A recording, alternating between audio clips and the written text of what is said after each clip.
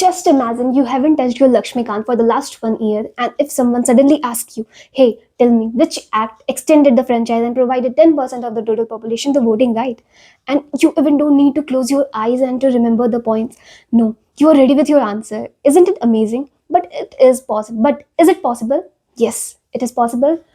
देखो, मैंने one step matters ये जो चैनल है ना, उसमें वीडियोस अपलोड करने का मेरा एक सिंगल मोटो यही था कि बार बार रिवीजन करने का ज़रूरत ना पड़े, बार बार आपको पूरे लक्ष्मीकांत के सारे पॉइंट्स को ना देखना पड़े।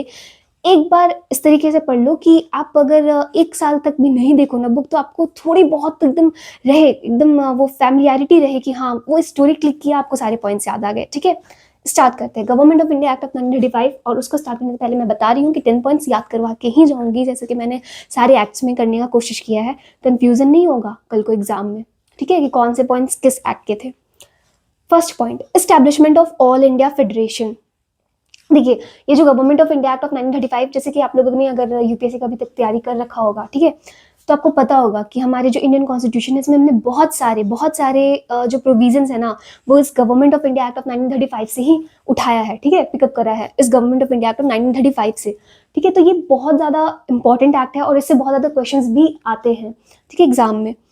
अब देखिए, establishment of all India federation, कोशिश क्या था कि ऑल इंडिया फेडरेशन बनाया जाए। ठीक है, और ऑल इंडिया फेडरेशन के यूनिट्स कौन कौन थे? प्रिंसली स्टेट्स एंड प्रोविंसेस, जो ब्रिटिश इंडिया में जितने प्रोविंसेस थे एंड प्रिंसली स्टेट्स थे, ठीक है, उनको मिला करके कोशिश था कि ऑल इंडिया फेडरेशन बनाया जाए। बट ये फेडरेशन कभी भी फोर्स में नहीं आया, ये फेडरेशन कभी भी आया ही नहीं। क्यों नहीं आया? क्योंकि प्रिंसली स्टेट्स ने कभी भी इस फेडरेशन को ज्वाइन नहीं किया। ठीक है, that's why this federation never came into being. ठीक है, प्रिंसली स्टेट्स ने कभी ज्वाइन किया ही नहीं इस फेडरेशन को। बट इसमें कोशिश क्या था कि ठीक है, ऑल इंडिया फेडरेशन तो बनाया जाएगा, लेकिन उसका अरेंजमेंट्स कैसा रहेगा? यूनिट्स भी पता चल गया कि प्रिंसली स्टेट्स थे, फिर प्रोविंसेस रहेंगे। यहाँ पे क्या किया गया, इस ऑल इंडिया फेडरेशन में एक ऐसा अरेंजमेंट करने का कोशिश किया जिसमें 3 लिस्ट बनाए गए। ठीक है, 3 लिस्ट बनाए गए, और वो 3 लिस्ट में federal, provincial and concurrent list बनाया गया। देख रहे हो, कॉन्स्टिट्यूशन में दिखता है ना आज के समय में 3 लिस्ट दिखते हैं कि नहीं दिखते? Union list, state list and concurrent list. ठीक है, और उसमें रेसिडुअरी पावर्स के बारे में जिक्र किया गया है, और रेसिडुअरी पावर्स आज के समय में किसके पास है? आप बताइए कमेंट में। ठीक है, इंडिया में रेसिडुअरी पावर्स किसके पास है? कौन से लेजिस्लेटिव ऑर्गन के पास है? 3 लिस्ट मैंने बताया, ये ऑल इंडिया फेडरेशन का कोशिश था, बनाने का कोशिश था, बट वो कभी नहीं आया क्योंकि प्रिंसली स्टेट्स ने कभी ज्वाइन नहीं किया। एंड ये 3 लिस्ट में डिवाइड करने का कोशिश था, ठीक है, सब्जेक्ट्स को, federal, provincial and concurrent. And residuary powers किसके पास थे उस समय? इस एक्ट के मुताबिक रेसिडुअरी पावर्स वॉइसरॉय के पास थे। ठीक है, ये याद रखिएगा, रेसिडुअरी पावर्स किसके पास था? वॉइसरॉय के पास था। सेकेंड पॉइंट, ठीक है, coming to the second point, dyarchy abolished in provinces. मैंने आपको बता रखा है कि डायरकी कौन से एक्ट में इंट्रोड्यूस किया गया था? सबसे पहले प्रोविंसेस में। ठीक है, वो भी आप अगर आपको याद हो तो आप कमेंट में बताइएगा। डायरकी अबॉलिश्ड इन प्रोविंसेस, ठीक है, अबॉलिश कर दिया गया था प्रोविंसेस में 1935 में। ठीक है, आप याद रखिए, मैंने बताया क्या, कैसे आप याद रखिएगा। Government of India act of 1935, इसमें बहुत सारे जो पॉइंट्स थे, हमने कॉन्स्टिट्यूशन डिट्टो रेप्लिकेट करने की कोशिश किया गया, थोड़ा बहुत अमेंडमेंट करके उसको हमने अपने कॉन्स्टिट्यूशन में इनकॉर्पोरेट किया है ना। तो government of India act of 1935, आज के समय में हम लोग जो भी कॉन्स्टिट्यूशन देखते हैं, उसमें हम लोग जिस तरीके का अरेंजमेंट देखते हैं, उसमें हम लोग क्या पाते हैं? फेडरलिज्म पाते हैं। हमारे जितने भी स्टेट्स हैं उनको ऑटोनॉमी दिया गया है। तो इस गवर्नमेंट ऑफ इंडिया के 1935 में अगर आया कल को कोई स्टेटमेंट कि कौन से एक्ट में प्रोविंशियल ऑटोनॉमी गारंटी किया गया था, तो आप बस ये याद रखिएगा कि कौन सा वो एक्ट था जिसमें से हमने पॉइंट्स उठाए हैं अपने कॉन्स्टिट्यूशन में सबसे ज़्यादा, वो government of India act of 1935। And इसमें क्या था? Provincial autonomy. आज के समय में क्या है कॉन्स्टिट्यूशन में? है ना, फेडरलिज्म है, स्टेट्स को उनकी ऑटोनॉमी दी गई है, वो अपने लिस्ट पे अपने खुद ही बनाते हैं। ठीक है, तो इस तरीके से याद रखिएगा, introduced provincial autonomy in place of dyarchy. ठीक है, रिस्पॉन्सिबल गवर्नमेंट, ये प्रोविंशियल ऑटोनॉमी का मैंने मतलब भी यहाँ पे एक्सप्लेन करके रखा हुआ है। Responsible government in provinces, that is government required to act with the advice of ministers who are responsible to the provincial legislature. ये तो आपको पता होगा ना। ठीक है, अब आते हैं, देखिए ये जो सेकेंड पॉइंट था ना, इसको गवर्नमेंट ऑफ इंडिया 1935 में इंट्रोड्यूस करने की कोशिश किया गया था, और ये फोर्स में भी आया था 1937 में, लेकिन इसको डिसकंटिन्यू कर दिया गया 1939 में। ठीक है, याद करने के लिए मैंने बस बताया था कि आज के कॉन्स्टिट्यूशन के अरेंजमेंट से आप याद रख सकते हैं। कल को आया कि डायरकी को अबॉलिश कर दिया गया और प्रोविंशियल ऑटोनॉमी इंट्रोड्यूस किया गया था उसके प्लेस में, तो वो कौन से एक्ट से हुआ था, तो आपको याद आना चाहिए, वो government of India act of 1935 से हुआ था। ठीक है, अब आते हैं थर्ड पॉइंट में। ये थर्ड पॉइंट देखिए, ये जितने भी है ना, आप अभी तक एक चीज देख लीजिएगा कि ये सब उतने इंपॉर्टेंट पॉइंट्स नहीं है, मेरे ख्याल से तो नहीं है, क्योंकि देखिए ना, ये भी federation never came into being, और फिर ये भी जो फोर्स में आया 1937 में और डिसकंटिन्यू हो गया 1939 में। ये थर्ड पॉइंट भी, adoption of dyarchy at the centre, centre में डायरकी अब अडॉप्ट करने का कोशिश किया गया था, बट वही है, never came into force. Federal subjects को आपको पता होगा ना, डायरकी में क्या होता था, फेडरल सब्जेक्ट्स को बांट दिया जाता था ये ट्रांसफर्ड एंड रिजर्व सब्जेक्ट्स में, रिजर्व में इंपॉर्टेंट सब्जेक्ट्स को रख दिया जाता था। कोशिश तो था कि डायरकी इंट्रोड्यूस किया जाए सेंटर पे, बट हुआ नहीं। क्या आज के समय में है डायरकी इंट्रोड्यूस है क्या सेंटर में? नहीं है ना। तो उस तरीके से याद रखिए, गवर्नमेंट ऑफ इंडिया 1935 में क्या था कि मोस्ट ऑफ द प्रोविजंस जो आपको दिखेंगे वो हमारे कॉन्स्टिट्यूशन से मिलते उलते दिखेंगे। ठीक है, तो ये कभी नहीं हुआ, ये भी कभी नहीं हुआ, मतलब ये हुआ मतलब डिसकंटिन्यू हो गया 1939 में। अब आते हैं फोर्थ पॉइंट में, bicameralism introduce in 6 out of 11 provinces. याद कैसे रखिएगा, ठीक है, वो 6 आउट ऑफ 11 प्रोविंसेस अभी तक तो नहीं आया, बट अगर आ गया कि ये बाईकैमरलिज्म, वो 6 प्रोविंसेस कौन कौन से थे, अगर आ गया, ठीक है, तो याद कैसे रखिएगा, बाईकैमरलिज्म। मैंने ये भी ट्रिक बताया था, government of India act of 99, कौन सा एक्ट था, चलिए मैं ये बता देती हूँ। Government of India act of 1919, पहला बार बाईकैमरलिज्म इंट्रोड्यूस किया गया था कंट्री में। अब वो तो सेंट्रल लेवल पे किया गया था, अब यहाँ पे क्या किया गया ना कि 6 आउट ऑफ 11 प्रोविंसेस में भी इंट्रोड्यूस करने की कोशिश किया गया बाईकैमरलिज्म। अब वो 6 प्रोविंसेस कैसे हैं, आप कैसे याद रखिएगा, बंगाल, बंगाल को मैं बैंगल से याद रखती हूँ। ठीक है, बंगाल को मैं बैंगल से याद रखती हूँ, और बैंगल्स जो होते हैं वो दोनों हाथ में पहनते हो बाई। ठीक है, तो देखिए मैं कोई भी स्टेट को टारगेट करके नहीं बोल रही हूँ, बस याद करने के पर्पज से बोल रही हूँ। ठीक है, बंगाल हो गया, उससे आप याद रखिएगा 2।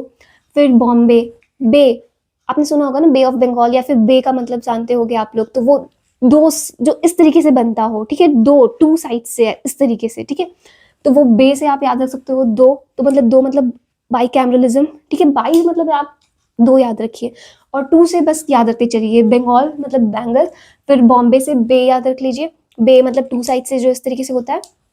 फिर मद्रास, रस, रस किसी चीज़ का निकालना होता है, मैंने फिर बोला ना, मैं किसी स्टेट को नहीं टारगेट कर रही हूँ, बस उसको याद करने के पर्पज से बता रही हूँ। रस निकालते हो 2 हाथ से, ठीक है, तो मद्रास दोनों हाथ का यूज होता है, मतलब 2 मतलब यहाँ से 2, आपको बस वो स्टेट्स दिखा रही हूँ जिससे 2 निकल सके। ठीक है, 2 मतलब बाई। फिर बिहार, बाई तो इसमें खुद ही लगा हुआ है, तो इसमें क्या ही बताओ। फिर आसाम, आसाम इसको आप आशा कर लीजिए, आशा, हिंदी में समझते होगे, अगर आप लोग जो नहीं हिंदी जानते हैं उनके लिए थोड़ा सा मुश्किल होगा।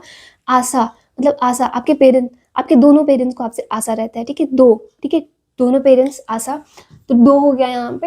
And united, united we stand, देखो यूनाइटेड में तो जोड़ करके ही चलते हैं हम लोग, यूनाइटेड मतलब दोनों हैंड्स यूनाइटेड है, 2, तो याद हो गया बाईकैमरलिज्म वो 6 कौन कौन से प्रोविंसेस थे। ठीक है, 6 आउट ऑफ 11 प्रोविंसेस में बाईकैमरलिज्म इंट्रोड्यूस करने की कोशिश किया गया था। अब आती हूँ मैं, सेपरेट इलेक्टोरेट दिया गया था, मैंने बताया था कौन से एक्ट में सबसे पहले कम्युनल रिप्रेजेंटेशन को लीगलाइज किया गया था कंट्री में। ठीक है, आपको याद है तो आप बताइए, आप देखिए ना वो एक्ट, देखिए मैं आपको अभी भी बता देती हूँ, 1909 वाला एक्ट था। ठीक है, separate electorates for depressed classes. आप 1909 के बाद से जितने भी एक्ट मैंने पढ़ाए हैं, मैंने बताया है कि कम्युनल रिप्रेजेंटेशन को और एक्सटेंड करने का कोशिश किया गया था। Separate electorates for depressed classes, अब यहाँ पे डिप्रेस्ड क्लासेस को दिया गया। ठीक है, 1935 में हम, आप जानते होंगे कौन यहाँ पे कौन सा एक्ट में डिप्रेस्ड क्लासेस को सेपरेट इलेक्टोरेट्स दिया गया, अगर ये क्वेश्चन आया। मैंने बताया ना, government of India act of 1935 में बहुत सारे जो आपको अगर कभी कंफ्यूजन लगे तो आप देखिएगा कॉन्स्टिट्यूशन में है क्या वो चीज़, क्या कॉन्स्टिट्यूशन में है, मतलब आप देखिएगा बहुत सारे प्रोविजंस हैं हमारे कॉन्स्टिट्यूशन में डिप्रेस्ड क्लासेस के लिए। मैं नहीं बोल रही हूँ कि सेपरेट इलेक्टोरेट एक अच्छा चीज़ है, कि हमारे कॉन्स्टिट्यूशन में सेपरेट इलेक्टोरेट्स नहीं है। ठीक है, बट डिप्रेस्ड क्लासेस के लिए भी सेपरेट इलेक्टोरेट नहीं है, रिजर्वेशन ऑफ सीट्स जरूर है। बस याद करने के पर्पज से बता रही हूँ कि डिप्रेस्ड क्लासेस के लिए कुछ किया गया, हमारे कॉन्स्टिट्यूशन में भी बहुत कुछ किया गया डिप्रेस्ड क्लासेस के लिए। ठीक है, तो उस तरीके से आप याद रख सकते हो कि वो कौन सा एक्ट था। शेड्यूल्ड कास्ट, वुमेन, वर्कर्स, ये 3 लोग, यहाँ पे ये 3 क्लासेस को यहाँ पे सेपरेट इलेक्टोरेट्स दिया गया था। ठीक है, अबॉलिश्ड काउंसिल ऑफ इंडिया, आपको पता होगा ना, मैंने पढ़ाया भी था, government of India act of 1858 में क्या कि ये जो सेक्रेटरी ऑफ स्टेट थे उनको 15 मेंबर काउंसिल प्रोवाइड किया गया था इंडिया का हेल्प करने के लिए, उनको एडवाइस देने के लिए, ठीक है। बट अब इसका कोई काम नहीं था तो इसको अबॉलिश करवा दिया गया and secretary of state for India को अब एक कुछ टीम ऑफ एडवाइजर्स प्रोवाइड कर दिए गए थे, ठीक है। 7th पॉइंट में आती हूँ, एक्सटेंडेड फ्रेंचाइज। मैंने बताया ये 10% का, ये जो 10 है ना, 5 क्या है उसका फैक्टर है, मतलब 10 जो है मल्टीपल है ना 5 का। कोई भी एक्ट जब आप उठा करके देखिएगा ना तो कोई भी 10 का फैक्टर नहीं होगा, ठीक है। कोई भी एक्ट्स, मतलब आप देख लीजिए ना 1773, फिर इस तरीके से 1781, 1786, 1793, फिर 1813, 1833, 1853, ठीक है, 1858, फिर 1909, 1919, 1947, कोई भी नहीं है, सिर्फ एक ही है, ये 1935, लास्ट में 5 आ रहा है, 10 आ रहा है यहाँ पे, तो वो 1935 वाले एक्ट्स प्रोवाइड किया गया था, ठीक है। एस्टैब्लिशमेंट ऑफ आरबीआई, आज के समय में भी है ना हमारा रिजर्व बैंक ऑफ इंडिया, इसको एस्टैब्लिश किया गया था जो control the currency of the country. इस चीज़ के लिए इसको आरबीआई को एस्टैब्लिश किया गया था, ये तो पता ही होगा, इसके लिए क्या ही ट्रिक बताऊँ। Establishment of federal public service commission, federal public service commission, ठीक है। आपको यहाँ पे क्या दिख रहे होंगे ना, यहाँ पे दिख रहा है कि फेडरेशन, यहाँ पे फेडरल, मैं नहीं कह रही हूँ कि ये फेडरलिज्म से मिलते जुलते हैं, बट आप याद रखिए हमारे कॉन्स्टिट्यूशन में है ना फेडरलिज्म, फेडरल दिख रहा है यहाँ पे, federal public service commission, provincial public service commission, federalism जोड़ करके बस कुछ ना कुछ आपको ना थोड़ा सा याद रखने के लिए याद रखिए ये फेडरलिज्म शब्द किस में है, कॉन्स्टिट्यूशन में, एंड कॉन्स्टिट्यूशन में बहुत सारे चीज़ उठाए गए हैं गवर्नमेंट ऑफ इंडिया एक्ट 1995 से, ठीक है। Establishment of federal public service commission and provincial public service commission 1935 के द्वारा इनको एस्टैब्लिश किया गया, ठीक है। Establishment of federal court setup in 1937 में हमारा एक फेडरल कोर्ट भी सेटअप करा गया था, उसका एस्टैब्लिशमेंट हुआ, ठीक है। इस तरीके से आप याद रख सकते हो। देखो मुझे तो कितने सारे पॉइंट्स दिख रहे हैं जहाँ पे एस्टैब्लिशमेंट हो रहा है, एस्टैब्लिशमेंट हो रहा है, एस्टैब्लिशमेंट हो रहा है। गवर्नमेंट ऑफ इंडिया एक्ट 1935 में बहुत सारी चीज़ एस्टैब्लिश किए जा रहे हैं, ठीक है। चलिए आज के लिए इतना ही। अगर आपको मेरे एफर्ट्स पसंद आ रहे हैं प्लीज़ इस चैनल को सब्सक्राइब करिएगा एंड इस वीडियो को लाइक करिएगा। Thank you.